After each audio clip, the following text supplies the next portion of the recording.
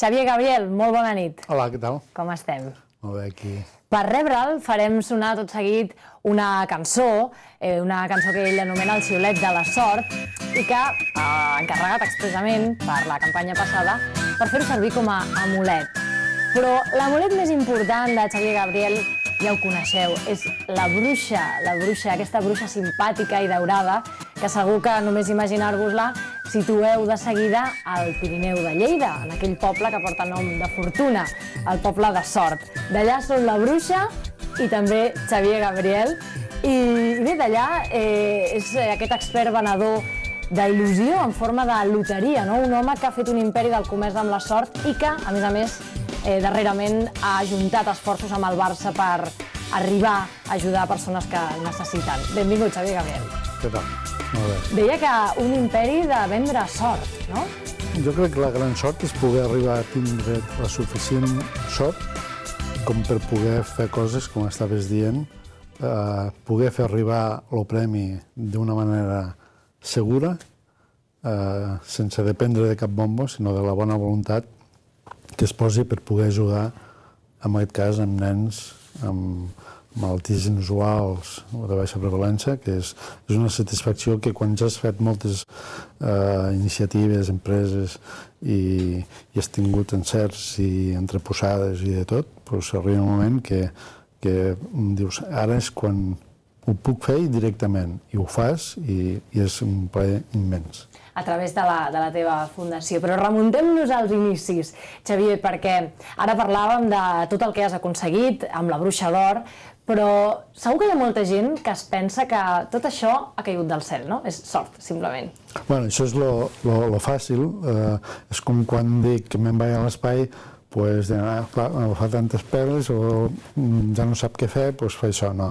Jo crec que la gent hem de sempre intentar analitzar per què es fan les coses i jo m'encanta la crítica perquè així sé com corregir o per on anar, però en qualsevol cas el que sí està clar que quan tu poses en marxa una iniciativa, com per exemple el cas que parlàvem d'anar a l'espai, i parlo d'això perquè també serà una sorpresa que tinc preparada dins del viatge.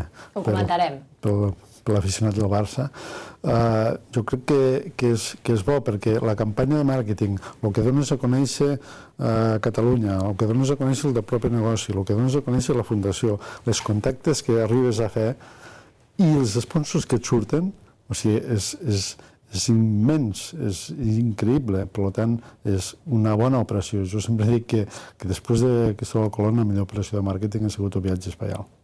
El viatge a l'espai, bé, tenia en el guió aquest punt més endavant, però anem-hi ara. Molta gent es pensa que te'n vas a la Lluna. Aviam, no te'n vas a la Lluna, te'n vas a fer una excursió per l'espai i, a més, pretens ser la primera persona de l'estat espanyol que ho faci, oi que sí? I el primer català. El primer català. Jo crec que això és molt bo, perquè, tal com et deia, no és una publicitat per estar ahí per guanyar un campionat, per guanyar aquest premi de Nadal, per no sé què, no, és que passes a la història. La teva intenció és clara, passar a la història. Jo crec que la meva intenció és clara que passi a la història la bruixa.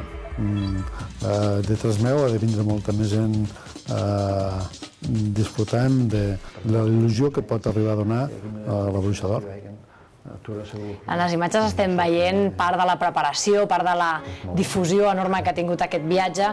M'imagino que una persona que vol enfrontar-se a un viatge a l'espai haurà de fer una preparació específica, no? Doncs mira, jo soc ambaixador a Espanya del Puro Habano i el primer que vaig fer és deixar de fumar. Tinc un estany i deixar de fumar jo crec que és una gran sort que ho hagués sapigut fer. Fa 3 anys concretament que no fumia, ha sigut exclusivament per poder fer el viatge, perquè no m'hauria perdonat a mi mateix que per culpa de fumar no hagués pogut passar les proves. Mira, un motiu més per deixar de fumar. Si volen anar a l'espai, deixin de fumar. I val la pena, perquè el viatge és increïble. Hem fet el viatge ja amb simulador, que és un requisit per poder passar la prova i ja, afortunadament, ja tenim el diploma que ho acredita. I aquest viatge el fas amb simulador, tal com et deia, i realment aguantar 6 Gs frontals i 3,5 verticals és realment fortet, però és molt bonic. I dius que hi haurà alguna sorpresa un cop, perquè aquest viatge estava previst fer-ho de 2009. Això es manté? Queda poc, eh? Es manté que sigui en 8-10 mesos. Val. I hi haurà alguna sorpresa un cop allà dalt, no? Però clar, no la pots desvetllar. Un cop allà dalt, un cop torna, sí, jo crec que s'ha de fer alguna cosa. Sí. Bé, vas fer fortuna en borsa, que no deixa de ser un joc d'atzar, d'alguna manera. No és un joc d'atzar. La bolsa... És veritat, però és arriscat, en tot cas. La gent sempre diem, juguem a bolsa, però jugar no és el que fas quan estàs a bolsa. A bolsa pots guanyar i pots perdre en base a un anàlisi fundamental o amb un chartisme, que és el que a mi m'agrada, seguir els valors per aquestes tendències i per aquests indicatius, però mai és jugar, és el nom que vulgarment s'utilitza per dir-ho, però és estar molt a sobre i saber tindre una habilitat que, ara tampoc és el cas d'explicar. Home, el que no coneix el mercat segur que sí que se la juga, no?, quan entra a la borsa. En tot cas, comentava que borsa, després va ser empresari d'esports d'aventura, un dels primers, has fet sèries de televisió, això segur que molta gent no ho sap, spots de televisió. En fi, no es pot dir que no hagis buscat la manera de fer fortuna, no? Però què et va dur a pensar que la teva fortuna estaria venent loteria? A Sort, en el teu poble natal. Quan era botones al banc a Lleida, era l'únic xaval que comprava cada setmana un dècim. I els 4 dècims del mes suposaven quasi un 20% del meu sou. O sigui que ara realment tindran ganes de jugar-hi, no? Però ho feia, i ho he fet tota la vida, i jo crec que el més bonic que hi ha és tindre un negoci que donis il·lusió. I amb la Bruixa d'Or hem donat moltíssima il·lusió, moltíssims premis, més de 900 milions d'euros. Per tant, podríem comprar fins molts jugadors pel Barça, no? Molta gent compra, no? Sobretot per internet. Heu repartit 30 grans premis de Loteria Nacional, incloses 3 grosses de Nadal, 2 primers premis en el sorteig del Niño. Si un mira quina és la probabilitat de donar un premi major de loteria de Nadal, per curiositat, un bitllet et dona una probabilitat entre 14 milions i mig. No. No? Això és incorrecte? Sí, perquè mira, al bombo tens 85.000 boles i tens 13 premis. Val. Si n'hi hagués una, seria una de 85.000. Però 13 de 85, quantes són? Llavors, com que jo no ho sabia comptar, vaig utilitzar diverses entrevistes de premsa per dir a veure qui em sabia dir quin percentatge tenia jo, tinguent en compte que no és un premi, sinó són 13 sobre 85.000, però que jo tinc 13.000 boles a dintre d'aquell bombo. Que em faci la combinació d'aquesta fórmula i que em digui quina és. Hi ha 170 sèries, també, això no ho podem oblidar. Sí, això només implica amb l'import total del premi.